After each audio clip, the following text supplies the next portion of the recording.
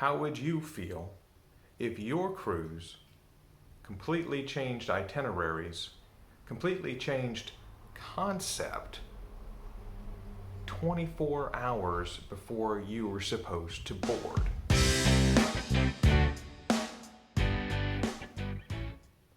Welcome to another episode of the Adventure Made Simple Travel Digest. I'm John, I'm your host today, and today we're talking about a subject that's getting a lot of attention in the media for good reason.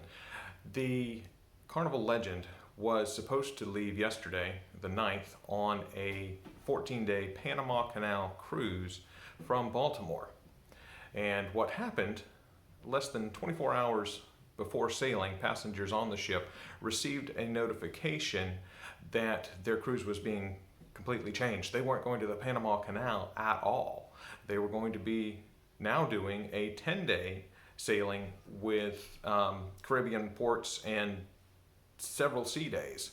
A complete change of the concept of the cruise. People don't book Panama Canal cruises because they want to sail in the Caribbean. They book Panama Canal cruises because they want to go to the Panama Canal. Carnival, to their credit, did give very generous compensation should passengers want to go. They were given significant onboard credit, future cruise credits. They could get their money back in full if they wanted, but that's not really the point of what I'm talking about today. The cruise line did do right there in offering generous compensation. The problem comes that the cruise was only a day away from departure when the passengers were notified. That means a lot of them were already on site in Baltimore ready to depart the next day, because a lot of folks know to fly into a cruise a day prior, especially these days with all the cancellations and whatnot. So a lot of folks were already there. The big challenge comes to those who decide, well, either way, honestly, whether they decide to keep the cruise or do something else, cancel and get their money back, they're still stuck in Baltimore trying to figure out what to do now. They've got to readjust their flights. They've got to find accommodations in Baltimore for additional nights since they've decided to stay. A lot of different scenarios could play out in this situation. And the point I wanted to make is that this is the perfect example of a situation where it would be hugely beneficial to have booked with a travel agent and not directly with the cruise line, or not through an online retailer like Expedia Cruises or something like that, where you're pretty much on your own in these sort of situations. Travel agents have a PR problem. A lot of folks don't even know we exist anymore. It's even in popular media. Look at this.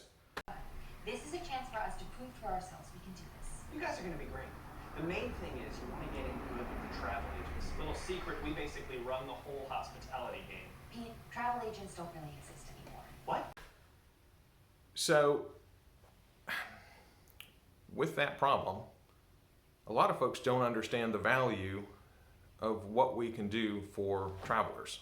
A lot of people just book on their own and they have a great time. And I'm not here to try and sell you my services or my products or what have you.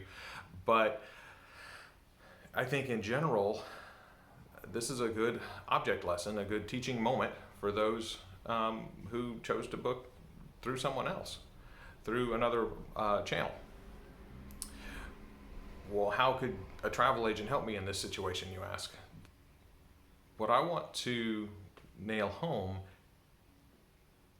had you booked with a travel agent, or let's say me, let's narrow this down, and I received notification of this happening, I would have been working to reaccommodate your flights, working to find new hotel accommodations for you, whatever you decide.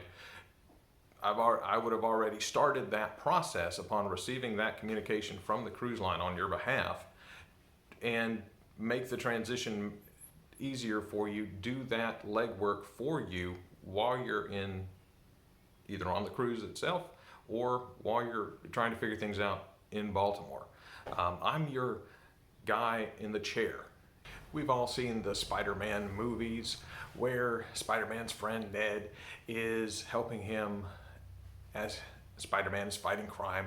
Ned is the guy in the chair, and he's helping Spider-Man do his Spidey business and supporting him behind the scenes. And that's a common trope throughout all kinds of movies. You've seen it, heist movies and whatnot. There's always somebody like, okay, there's a cop coming, look out. So that is analogous to what travel agents do for our clients while they're traveling. Travel agents like me are there to help you.